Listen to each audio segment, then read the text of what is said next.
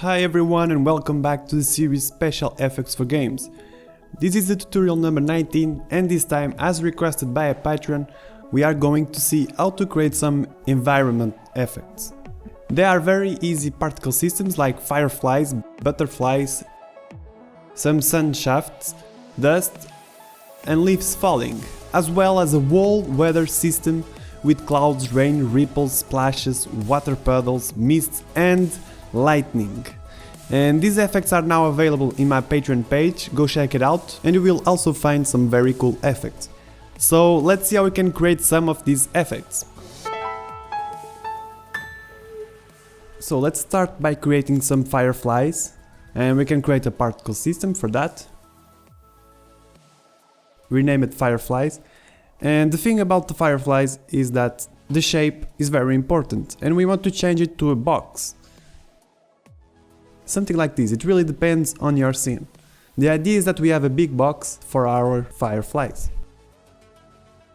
And as we can see, this is too fast, so let's decrease the start speed to -0.5 and 0.5. Let's also increase the start lifetime, something between 4 and 10. And the start size, it really depends on the particle in the texture you are going to use, but since I'm using the default particle, we can set start size to be between 0.15 and 0.8. And now we want to select some colors. I have already made some fireflies that are yellow and green. This time I'm going to make some with pink and blue colors. And the color over lifetime has a very important impact in this effect, since it will make the fireflies look like they are flashing in the night. And for those who don't know, the keys on top control the opacity and the keys at the bottom controls the color. And with the keys on top we want to create a gradient like this, which will basically make the fireflies flash like they do. And at the start and at the end we want to fade in and fade out. After your color over lifetime looks like this, we can go ahead and change the size over lifetime. And we want to create a curve similar to this one, which will make the fireflies go up and down in the scale. It's very subtle, but it works. And our next thing to make the fireflies fly like they always do, it's the noise. The noise will give that cool movement to our fireflies. As you can see, it will give them some natural randomness, which is really cool. And we can also make the strand between 0.4 and 0.8 and increase a little bit the frequency to 0.7. You can also set the scroll speed to be 0.1 or 0.2. It will also give some cool motion to our fireflies. And that's basically it. Now we can also turn on the lights, but be careful because this will have a significant impact on the performance. And we can use a light by creating one in the scene, like this, a point light, it's fine. I have already mine right here in this folder, so I'm going to delete this one and use the firefly light prefab, and we can drag and drop to the light input. The ratio is going to be 1, which means that all particles can have a light. And we can also make the range multiplier and the intensity multiplier random between 0.6 and 1.2. The maximum light is where you control the amount of lights this particle system is going to have. So like I said, be careful because this will have some impact in the performance. But you can see that in the ground some of them have light. Alright, so if you want you can use another texture for this particle system, something like this or like those ones. It will give a nice look for the fireflies, but this is basically done. The next effect we are going to see are the sun shafts. And for this one we need to create a texture. You can create it in GIMP or in Photoshop. I'm going to use Photoshop and I'm going to create a new file with 500 by 500. Create a new layer with Ctrl-Shift-N, unlock the background and paint it black. In the new layer we want to select a new brush, select the white color and choose one that you think that looks good. After you have found one, you can go to the brush, turn on Shape Dynamics and turn on Transfer and make sure that the control is the pen pressure. Okay, just like that. Increase or decrease the opacity to your own taste. And now with the pen tool, P for shortcut, we can create a diagonal line like this and select stroke path and make sure that the type is brush with simulate pressure. We can delete this line, and now with Ctrl T let's move it to this corner and maybe shrink it a little bit. Let's also increase it, and now we can duplicate this layer and just basically mirror it to this place like this. Once we have done this, we can press B to select another brush. I'm gonna select this one. Yeah, this one looks fine. Decrease the opacity and also turn on shape dynamics and the transfer. Alright, now with pen tool, P for shortcut, let's create another diagonal line and select stroke path with the brush selected. Cool, now we can delete this line and I'm just going to rotate this texture and push the layer to the bottom. And I am also going to decrease the opacity, and then what we can do is select the layers and press Ctrl G to create a group.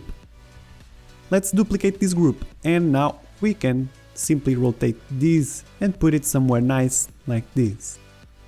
Once we have done this, we can double click in one of those groups to open the layer style, and let's turn on outer glow with a white glow and increase the size to something like this. We can copy this layer style and paste it to the other group.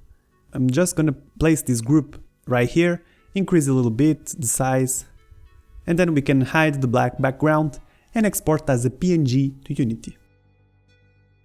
Okay, once you have created that texture, we can go back to Unity, create a new particle system, rename it to Sun Shafts, and we want the shape to be a box as well, but this time it's going to be a vertical box.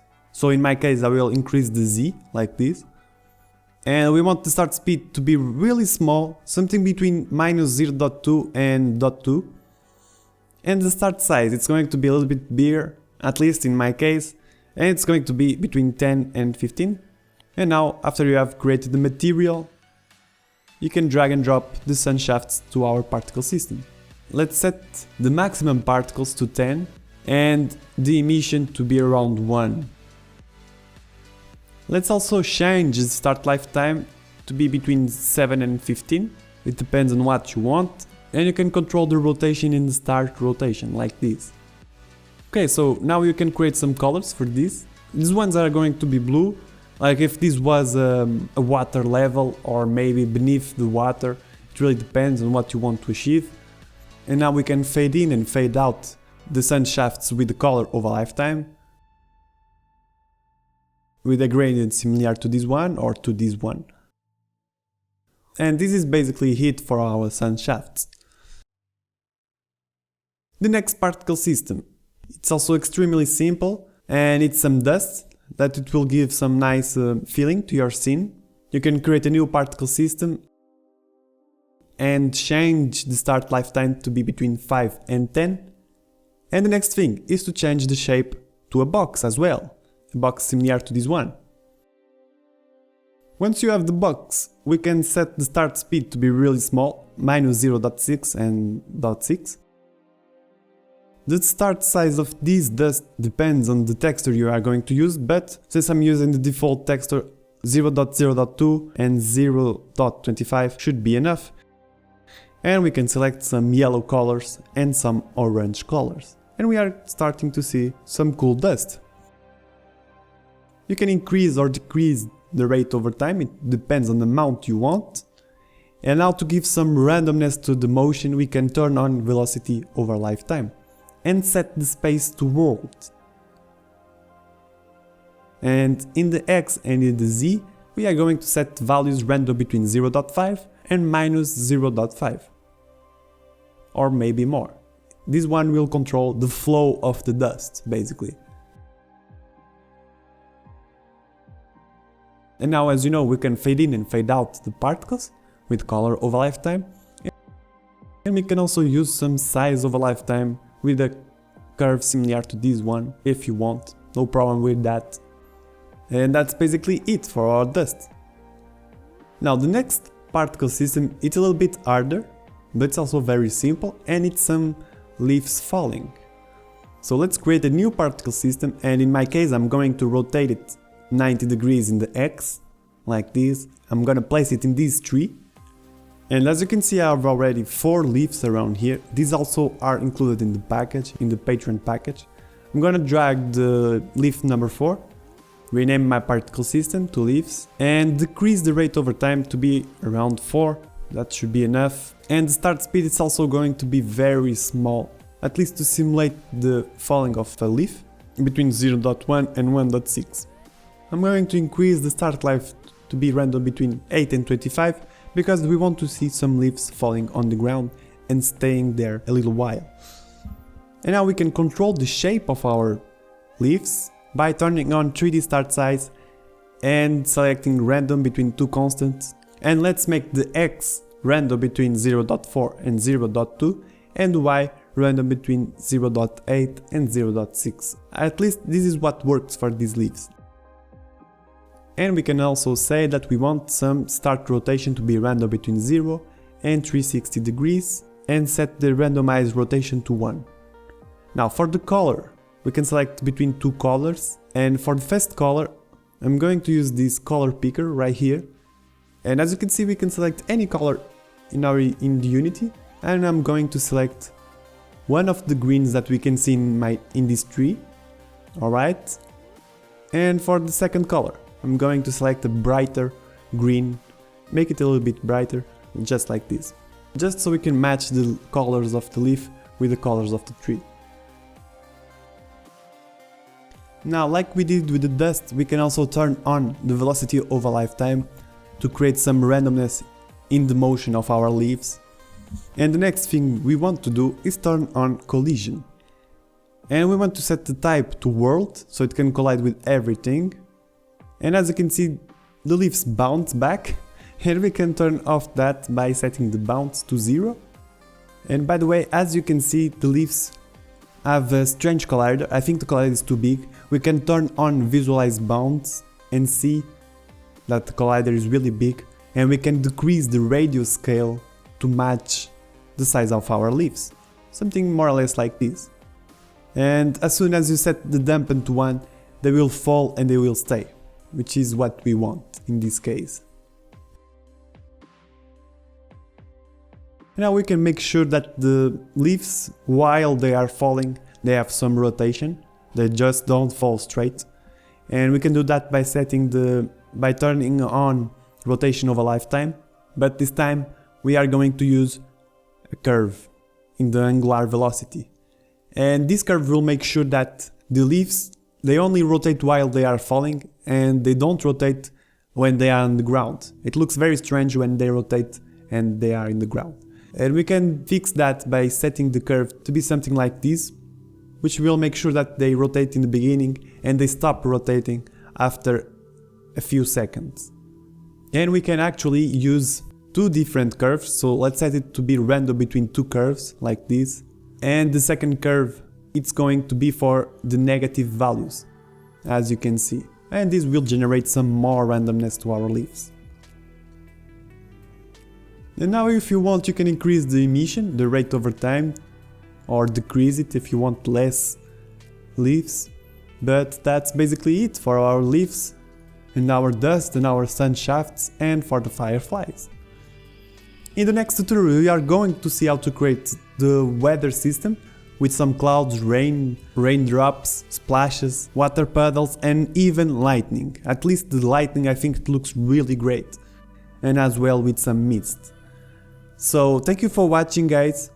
If you like it, subscribe for weekly game development tutorials. And if you are able to, I will really appreciate if you can support me on my Patreon page. I want to say thank you all for my patrons. You are really great and awesome. I hope you have enjoyed this package. There are some more packages on the way. And thank you for watching, guys. See you in the next tutorial.